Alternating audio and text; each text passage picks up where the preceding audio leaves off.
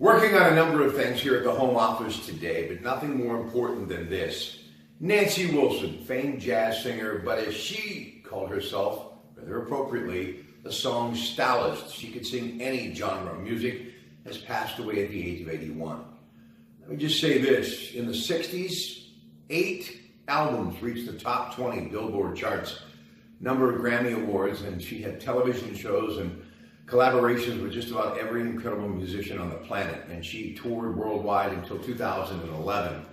But whenever she would make an appearance on television or late night talk shows, such as the Johnny Carson show, my mother would make sure that everything in the house got done, all of her kids got what they needed to have done, dinner was served, dishes were put away, and then my mother and I and my sisters would sit in front of that Zenith color television set in our house in Branson Heights, and whenever she would come on, my mother would simply say, "Shh, shh, Nancy Wilson is on."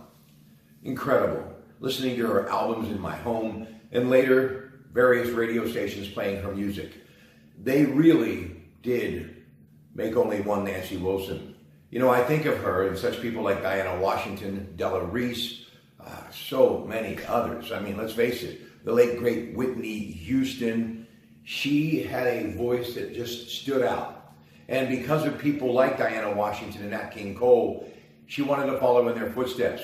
And we are so fortunate she did. You know, there were great performers along the way that I listened to as a kid. Barbra Streisand, Dionne Warwick, of course, Frank Sinatra, Dean Martin, Tony Bennett.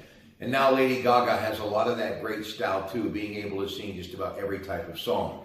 But I'm sure if they were here, all of them, even throw in the great Beyonce, they would say, just one, Nancy Wilson. And Diana Ross and others were very fortunate to come along after her to be able to capitalize on what she started. Thank you for being a trailblazer, and thank you for so many wonderful memories. Thoughts and prayers go out to her family in California.